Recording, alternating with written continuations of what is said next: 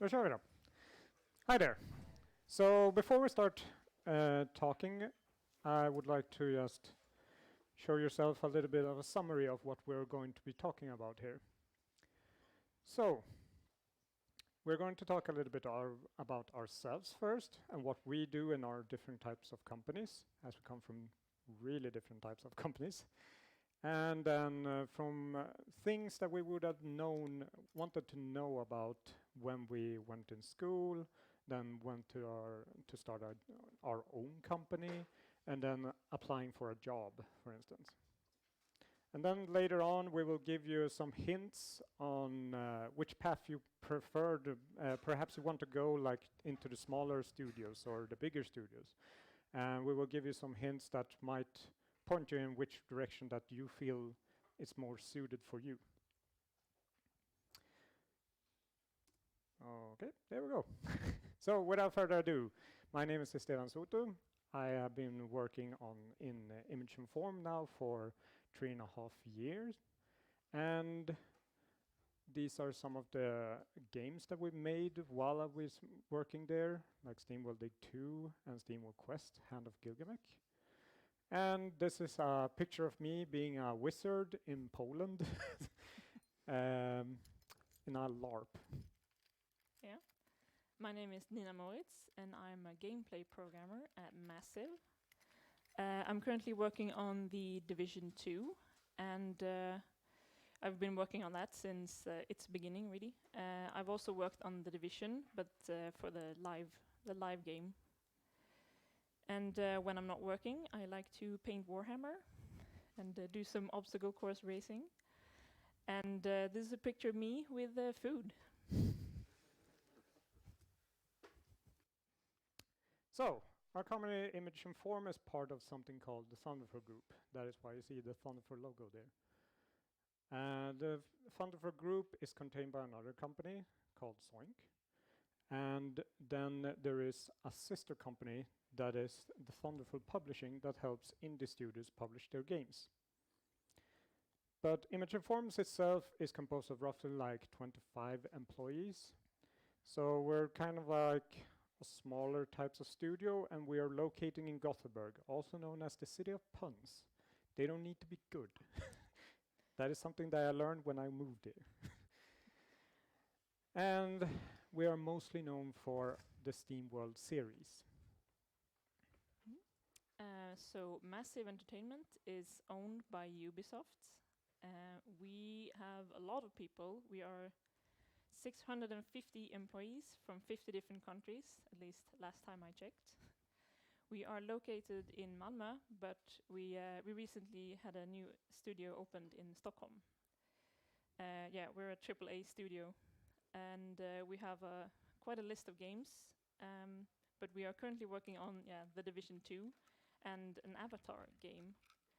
But we also have some other projects. We have our own engine, Snowdrop, and Uplay, which is our digital distribution service. So, I myself is a level designer. What is a level designer? Some of you probably already know that, but just to bring everybody up to speed, a level designer is somebody who does your levels in your games. And you could say we are also part of a branch from game designers. So we're close, like in a close relationship, always talking with game designers in our group. We are also the people that are kind of like the spider in the web, you could say, because we continuously go and talk to game designers, the sound team, the artist in our group, and try to figure out good ways on how to guide a character or a player through a level without them noticing that we are actually guiding them. And this can be all about like different sound effects popping up in different sound places in a level, or for instance, a point of light directing you to a place.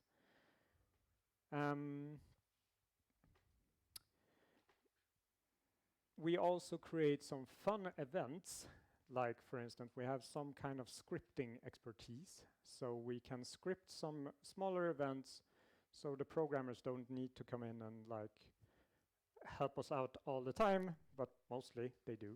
But We can do some smaller events like, for instance, if you want some cool gate to open up at a certain point.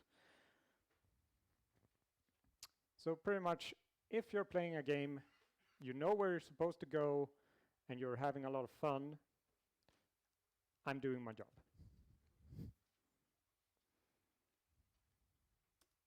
Oops, that was wrong.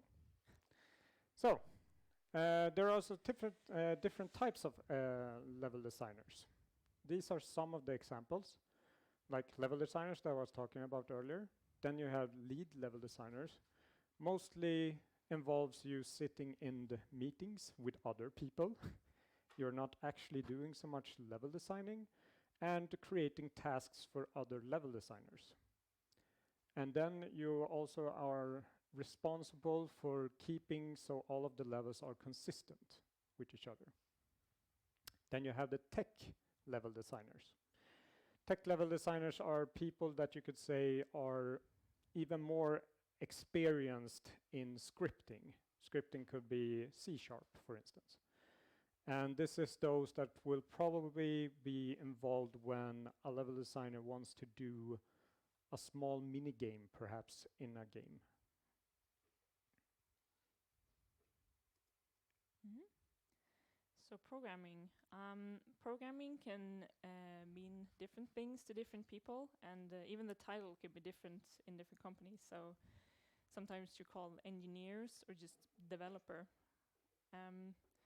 So what I do is I write code in C++, and I use our own engine then, as I mentioned, Snowdrop. I create features, I optimize, and of course I hunt for bugs. So I am a 3C programmer. I don't know how well known that concept is, but that means camera, character, and controls. It basically means I do anything that has to do with the player character. So any input you do and any action that follows, and for if any of you know, the Division is a lot of combat, so that's a lot of that as well, like weapons and the feel of the game. And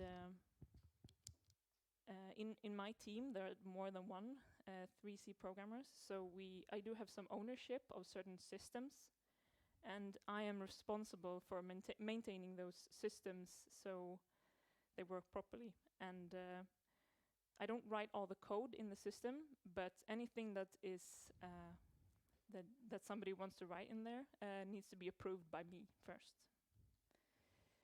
And my relationship then with the others is as a programmer and me as a person. I mean not me as a person, but as a programmer, is that I mostly work with designers and make sure that they have everything they need to make all the cool stuff. And but I also sometimes work with animators or level designers or UI artists or anything, so they have access to all the data and the functionality inside the game. And of course testers, they make sure that my stuff work. Okay, so I'm going to talk a bit about our path and how we got where we are today. We also went here. We started, both of us, game design and graphics in 2008. That was a while ago. We only worked on one project together, which was our second year project called Pawns, which was a co-op game for consoles. Then we got a recommendation from a friend, so we got a job at Keyword International. I believe it's now called Keyword Studios. This Keywords is in Dublin, Ireland, so we moved there for a while. And everything we did there is under NDA, so we can't really say anything. But we can say that we worked as localization testers for AAA games. And so we basically just tested the Swedish translation in the game to make sure that everything worked and no clipping and stuff. So, we made our own company, Monkey Pixel. Woo! It was a lot of fun. Well, at the start. Then we started having some snagging problems with, we're both just graphic students, so we didn't have much like support in the programming. So we tried to find and seek out knowledge about this. Eventually, we noticed that we did some, or rather, we started out by doing some smaller projects.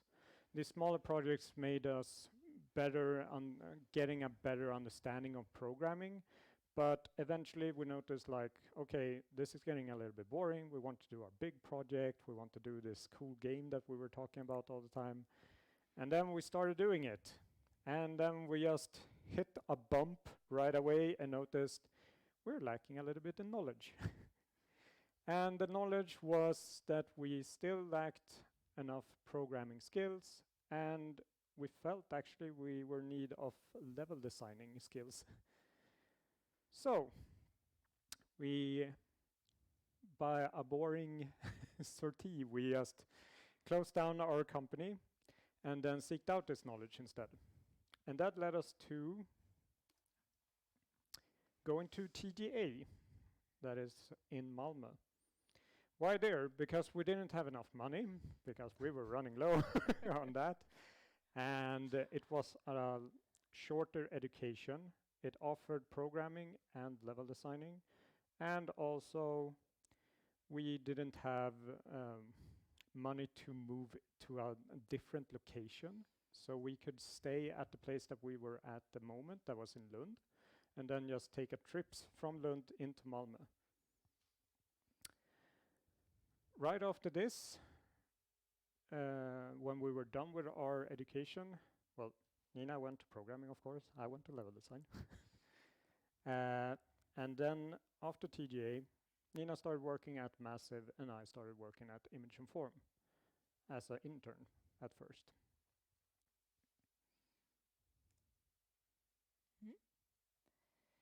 And now we want to go through some things that we wish we knew. If you went to the other presentations, this is actually going to be a bit of the same stuff, but hopefully you'll find something interesting in here. So, things we wish we knew when we were in school. First thing is to have study groups. This is something I really wish I would have done.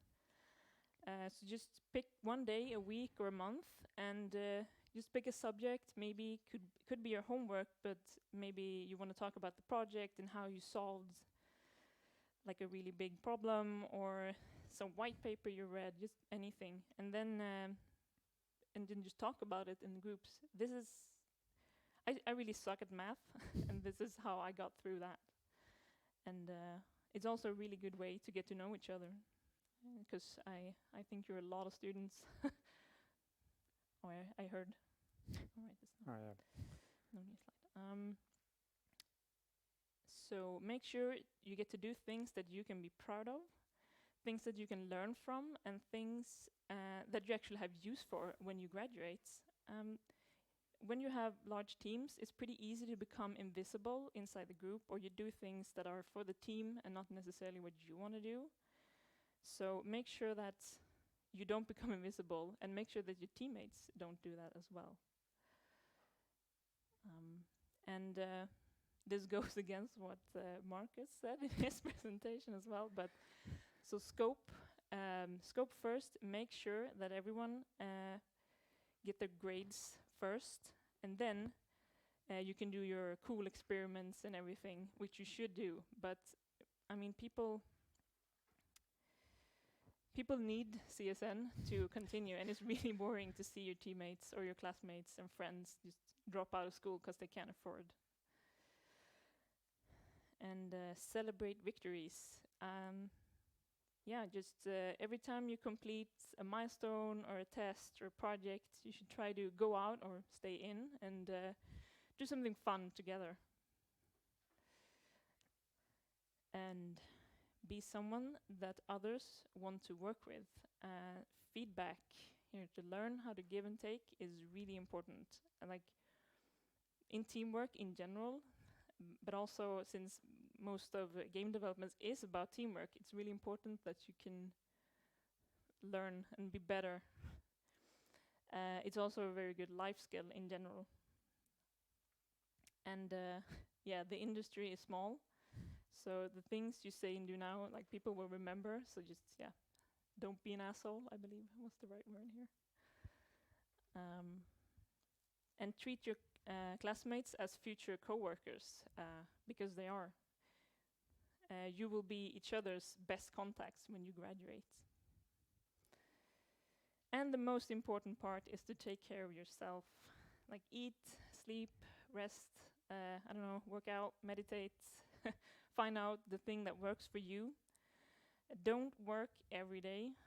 It will just demoralize, like, yourself and your team. And if you do work like that, you're not going to be able to be happy when you actually do finish something. You're just going to be burned out.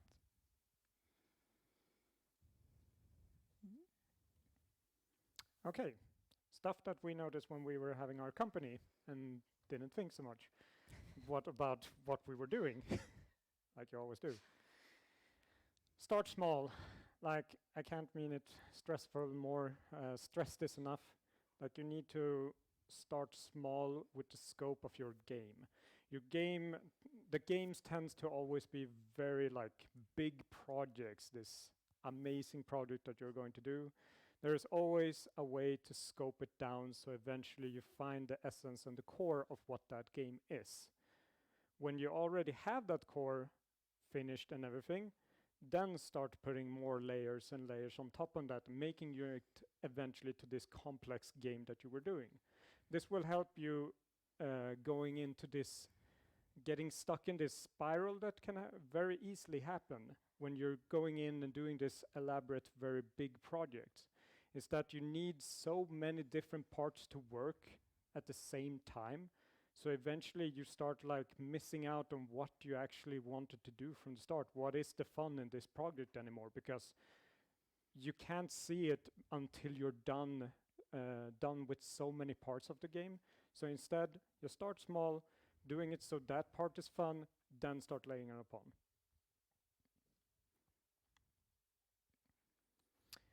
Also, here comes the boring part.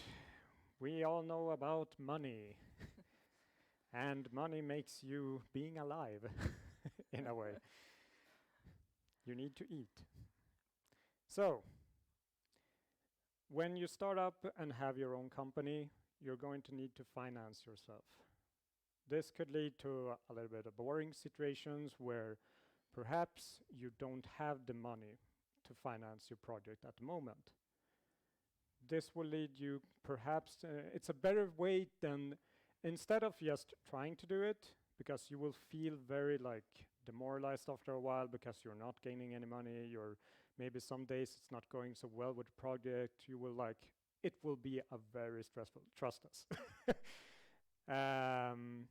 It's better to take a year or something like that, just going and doing some side projects in other companies or whatever you can find.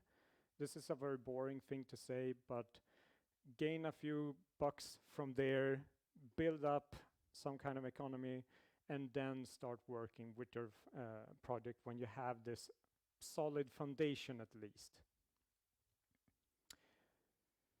Or if not, maybe you can find with your team, for instance, if you're a few members in your team, you can maybe find some jobs that actually suits you, like, okay, you can do side projects for half a week, and half of the week you're doing the project. This is, of course, the best solution, but it won't always happen. PR and marketing. I can't stress how much this is important. You don't want to just do your game and not talk to anyone and then release it, because you will notice very fastly that when you press publish, like 100 people have also pressed that button and published their game, and there will be a flood of games that you are trying to combat and like saying, hey, my game is out. Well, our 100 games over here is also out. So, how can you combat this? Twitter at the moment is a very good tool. You always see Twitter GIFs, like small GIFs from developers, always showing a little bit of GIF like, okay, I did this cool animation, or I did this cool programming thing now, so my character can jump and do a dodge roll or something like that. Do this. Take at least in a month, you need at least have tweeted out 3 times or 4 times this on your project. Please do this, because you need to start building a buzz before you release your game. So you have a community behind you that already is kind of intrigued of your game. And also this will also show you a little bit like if your project is actually interesting. Test your game. Test your game all the time. It's kind of, or well, not all the time, but try to test it as much as possible, because it will feel at first like it's a huge waste of time, but trust me on this, that we have also found out all the time, and even when we're now in our companies, testing out your games in early stages and everything is a ton of value comes from it. You will figure it out, like what is the fun part of your game. If something is not working, you will notice if what you have created is actually like, let's say you wanted the character to feel like, oh, you have this sense of freedom in your game. And then you give this game to your tester and they don't feel it. Like they feel like they're led astray and they feel just lost and they don't want to play your game and stuff like that. That will give you immense of feedback all the time that you need to know. And be involved in communities. Be involved in communities pretty much goes without saying. You need to be involved in different communities, because this will also boost you on the whole, what I was talking about, PR and marketing thing bit. Because communities will always be there, like talking about your game, and you can talk about their games. You will retweet each other's games also. So be involved in communities. Also, communities are a very good tool for if you get stuck with an issue, like you can't solve this problem, you can always turn to the community and see if the community can help you out, because a lot of people have been in the same boat as you have. These are some of the communities that are some examples that communities or activities that you can be involved in, for instance. Working schedule. Remember, when you have your own company and you have like your own working hours, it's very, very important to actually set out a plan and make it like you're working in another company. Put up like a schedule. I will work these days I won't work on, and everything like that. It's very important. It's very easy to, when you have your own company and your own working hours, to be stuck in the whole loop of, I need to work all the time, every minute, and you never feel like you can actually like settle down for a bit. And this will be immensely stressful.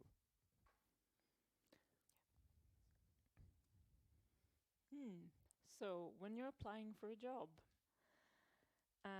define your role is this is especially important for AAA companies, where you have a more specialized role than a generalist that maybe a smaller company would have.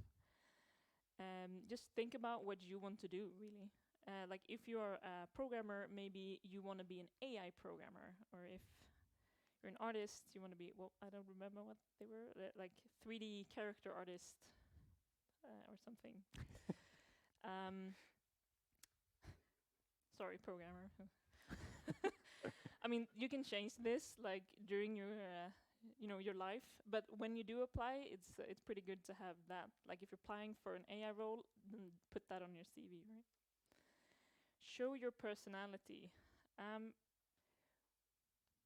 When a company is hiring, they really want to get to know you, and this is to know if you can fit in the team.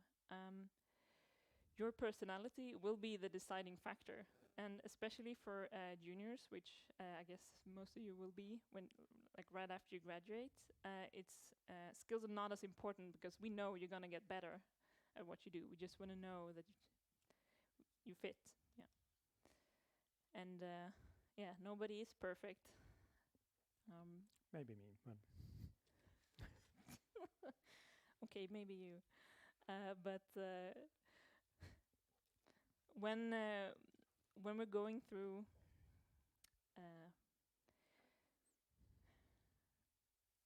right, a lot of questions and tests will be about this that you get when you talk, like on the interview or if you get a work sample.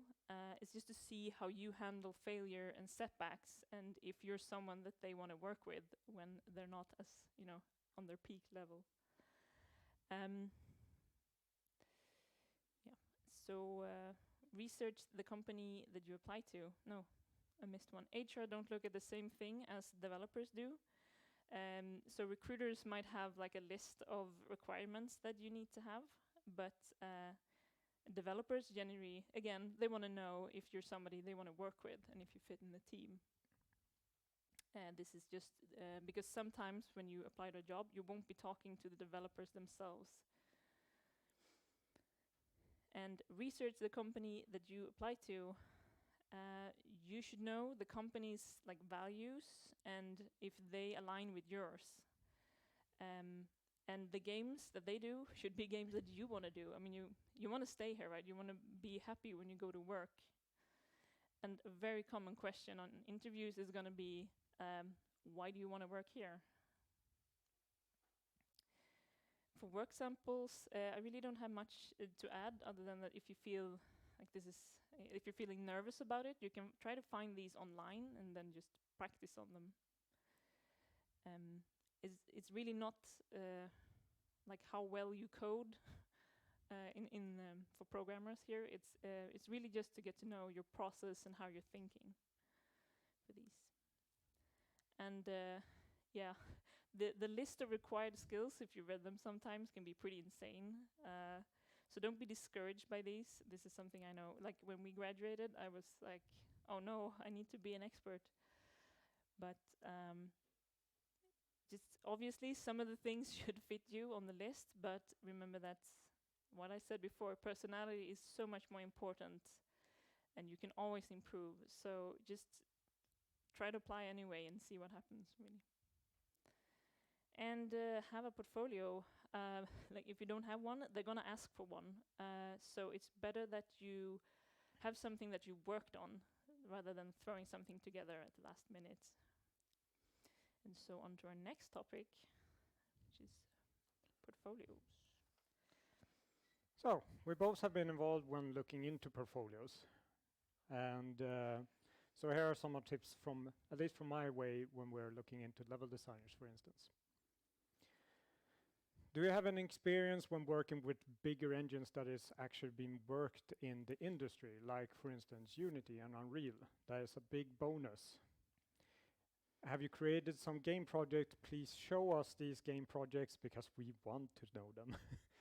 And we also want to see what your thought process was when you were doing these projects. Like, what were you thinking? Why did you do it like you did it on this situation? And what went wrong because you didn't know about it? And what went right? And also like the different kind of bumps you hit while doing it. And when you present these, show us some thought process with a clip. That would be really good for us, because when we get a lot of like CVs and everything like that, or portfolios to look into, we don't always have enough time. So if we can just look into a little clip that summarize some of the things that you want to say, that is super good. These clips don't need to be long. They could be from 10 to 30 minutes roughly. Longer than that, then it becomes a little bit like we're watching a movie, so and we don't have time for that. What do you want to work with? For instance, like Nina was saying, you need to figure out what you want to work with. Like, for instance, if you're a level designer, for instance, you can have some show some scripting knowledge also, for instance. You don't need to be an expert in it, but just showing with it. And also when you present your things to us, you can say, I am a level designer, but I also like to dabble in scripting.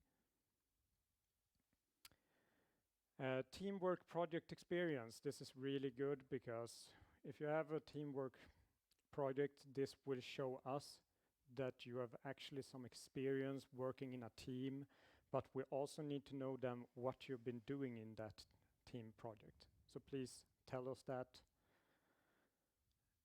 And then past experience. If you are like just recently done with school and everything, or you have been working a little bit and then gone to school and everything like that, your past experience can actually show up as some good merit.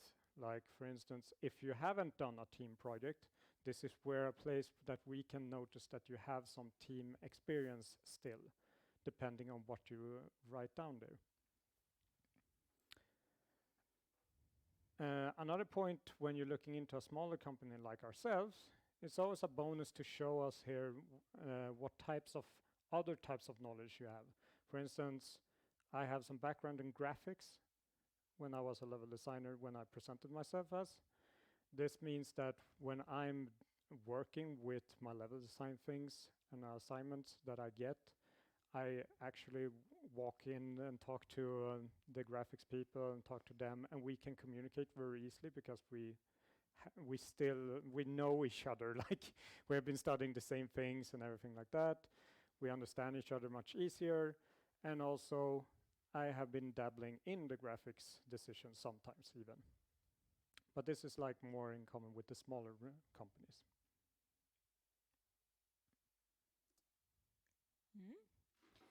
Right.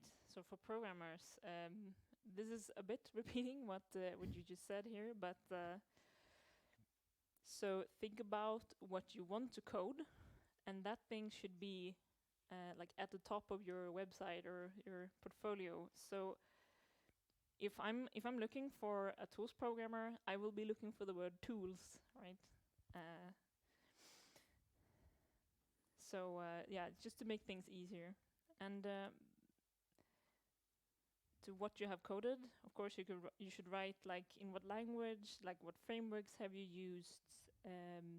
Did you create your own engine or did you use another one? How do you feel about like working with other people's code in that sense?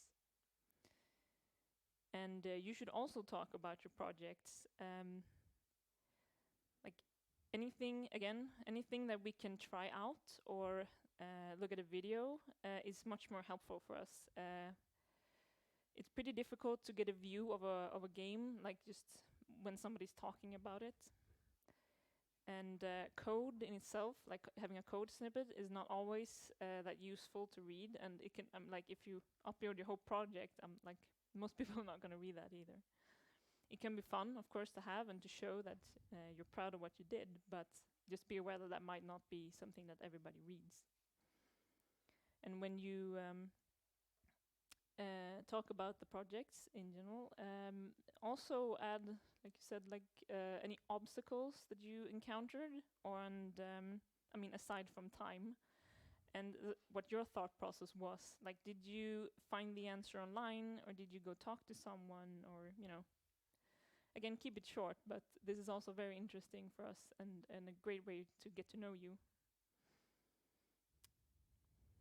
And yeah, it may not be a programmer reading it. Sometimes people are looking for coders that don't know how to code. Like from a smaller project that don't have any, or like I said before, it could be a recruiter that's looking. This slide, you don't need to, I'm not going to read this. This is just like inspiration, an example list of different kinds of programmers that a company can have. So you can see there are a lot of different kinds. Like, yeah, and you can put lead in front of all of these as well, or R&D too, I think. Yep. And this one, again, this is a lot. We're not going to go through them all, don't worry. But it's just a general checklist. Hopefully, maybe we can send this out somehow, or if you want this, or just, you know, take a picture. I'm gonna mention a few though. First one, this CV maker is like, if you hate doing CVs or you don't know how, you can just type in, and this one you can just type in all your experience in, and it's a pretty good website. And in the About You section, have a picture of yourself or not. This can be a controversial topic, so I just wanted to mention my view as someone who looks at them, is that it's pretty... it's easier to remember you if I have a picture of you. That's That's pretty much it. Yeah, then that's pretty much it. Like, but if you don't want to, like, it's okay. And I will Google you. Again, this is not to frighten you. Saw a couple frightened faces here. No, this just means that be aware of your online presence, and if this is how you want to present yourself, like if they align. Because we all Google, like, like we need to know who we are. Yeah. Is going to meet up with us. Okay. So, well, things we have said. Who do you want to work for? Hopefully, this might give you some hints on which path you want to go. So these are some of the difference that we have found between our two studios. Notice one thing though, that not all studios, like, because we have a smaller studio and Nina is working in a AAA studio, not all of them like have a set of rules that always applies to this is always how small studios work, or this is always how AAA studios will always work. But these are some of the things that we could find at least that is like a difference in our situation at least. Small team versus massive teams. You will probably know most of your coworkers that we were talking about earlier. You in a smaller team, because I mean we are 25 people in our office, for instance. We know everybody. We pretty much stumble upon them every day. We talk to them, speak to them at lunch, etc. We do activities together. But when you're in a massive team or a bigger team,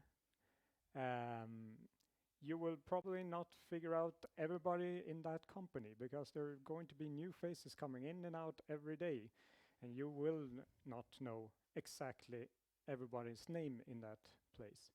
This is not a bad thing by any means, no means at all, because this means that there will be a lot of people that you can possibly find and hang out with. You can always find a group that works with you, for instance, so you can feel more at home at your place. As we aren't that many in our company, we can't do this, I only do disk tasks. You can, but it will become hard because, I mean, if one person gets sick in our place, somebody else has to pick that up. So you need to take other care. You need to know that you will be able to take care of other people's tasks also sometimes.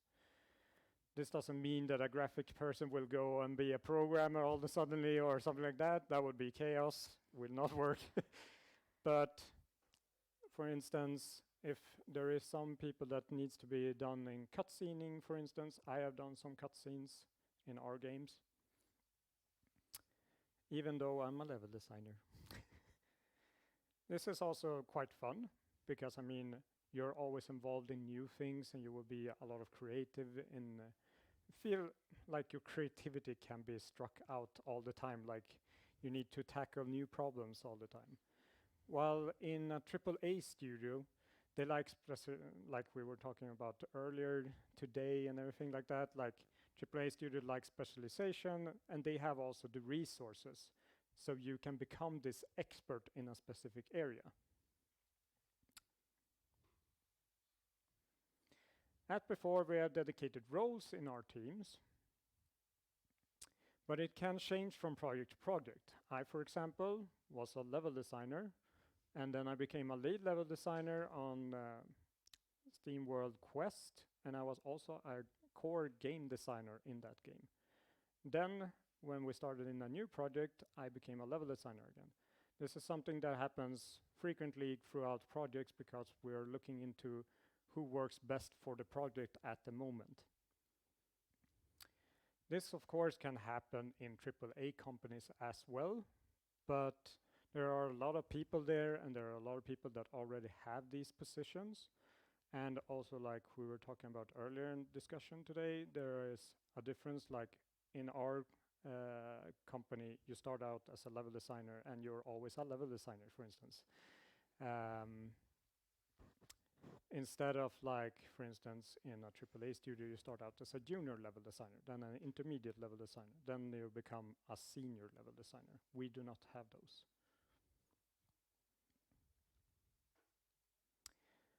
Experiment and polish.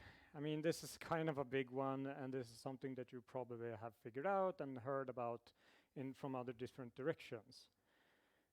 Because we are a smaller studios, we can take chances and create games that are a bit out of there. Much because of our audience doesn't expect from us this extremely super high graphic with tons of dialogues and cutscenes. While in AAA studios are expected to do this and have this amount of polish than when you say AAA, for instance. And that leads into the next point. As much as we would like to create tons of cutscenes in our smaller studios, we have to keep everything in a smaller scope. This doesn't mean that we don't try to do bigger scopes. We want to, but we have to come up with more elaborate ways on figuring out how we can get more bang for the buck on every section of the game. Instead, a AAA studio has the resources and people to do these larger scopes games. So these are some of the points that we figure out that can maybe help you in a direction on perhaps where you feel like you will be able to fit more in when you stop studying over here. And that's pretty much everything we had to talk about. So any questions? Now you can have them. You can ask about, for instance, we didn't go so delved into deep on what I do in my company, for instance, or how Nina works in her company. Yep. Oh, we have a mic.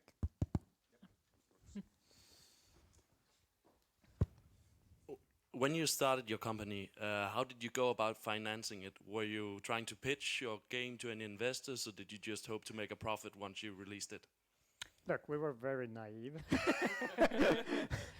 So we thought, hey, we can do this. We can finance ourselves. We can create small apps. We managed to pick out some apps out in the Android market. And we started delving in on how to get money from them by going into selling, for instance, commercial in the... Yeah, like you have ads in the app and Yeah, stuff. exactly. Yeah. But You know, those we annoying lived things. in my dad's basement, you know. You know, And I had some money saved up, so I was like, we can do it, it's fine. yeah, everything wasn't will go fun. fine. It wasn't fine. So yeah, that's a great idea. You should probably do that instead. Don't do like we did. No. Or at least know that this can happen to you. Yeah. Thank you for the talk, first of all. And this question for Nina. Yeah. When you got the interview at the Massive Entertainment, what sort of process did you go through? Were you given certain tasks to solve, or what sort of process were you put into? When I was an intern at first, and interns generally don't do like work samples or stuff, because then the internship is the work sample, right? Of course, everyone's experience will be different in the companies, but through our school, we do get the TJ, the other one, we get like part of that is like internship. So they had like a meet and greet where you had to go, like they stand on like all these tables and all the companies are there, and you have to go sit down, talk to them, and that's like a pre-interview, and then you get to go to a real interview, and then they say yes or no, basically.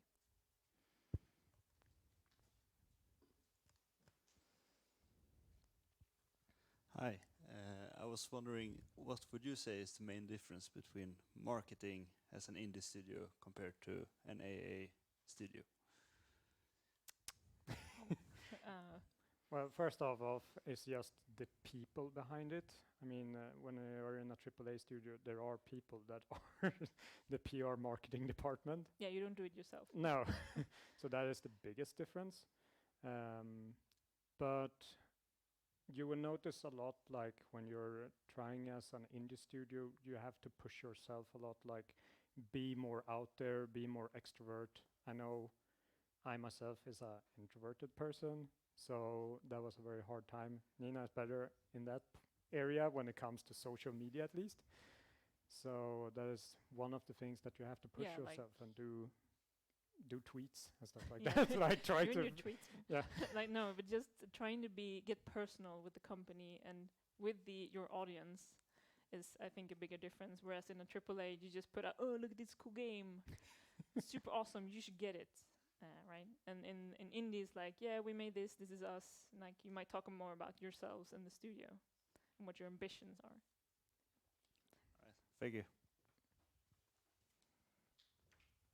Any other questions? Yes, thank you for the talk. It was really nice. I had a question for Nina. When we like the collective psyche of AAAs is like, you know, there's someone for everything. So some artist is going to do every rock in the game, and some artist is going to do every plant. I was wondering if when it comes to programming, if there is such a specialization as well. So are you gonna spend your entire time doing like the map for Division 2 or something? Yeah. Yeah, I show you the roles, which I guess is like me as a 3C, or like I work on the player. I'm not gonna work on the NPCs.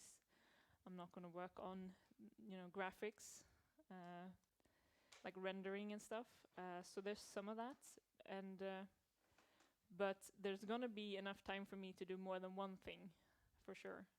And sometimes, like, there might not be one person doing, like, I'm gonna draw reference, but like all the weapons is not gonna be one person.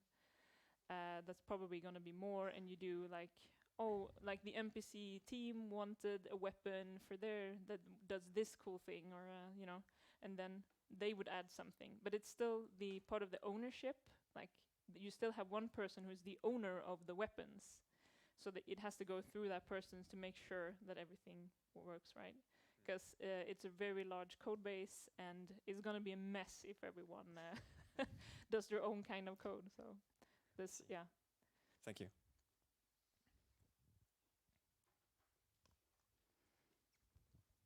Thank you for the talk, and as someone who had my own company for 3 years, I get your entire panic over that. Did you ever break even on your company? No, not at all.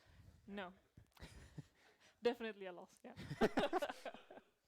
But we had a lot of fun. This isn't meant to discourage you, Exactly. right? We had a lot of We could have, right? I mean, yeah. I mean, it is like we joke a lot about like it went really bad for us on the company and everything because it was a very hard time. But we actually thought we had a lot of fun, and we gained a lot of like what would you say, knowledge from Yeah. it. And this knowledge actually helped us to gain, for instance, if you look into later on to look into making a job opportunity in Massive or in our company, Image and Form, and such places, like this is a huge boost for you. Like you have created your own company that shows that you have like this, well, fire in you to do this. Passion and the drive.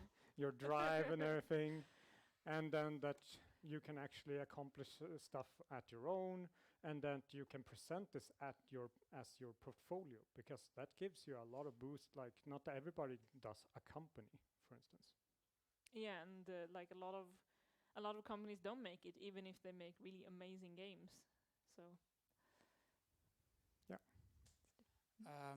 So I'm pretty sure in AAA studio they don't work with game engines like Unity or Unreal.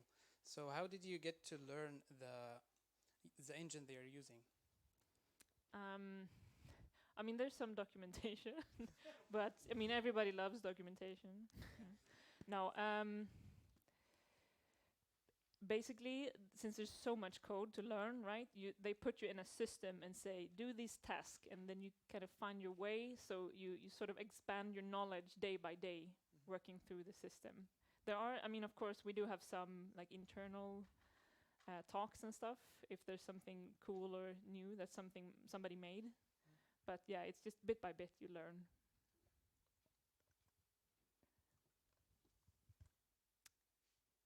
Yeah. Anybody else? Thank you. Good job. Good job. Thank you.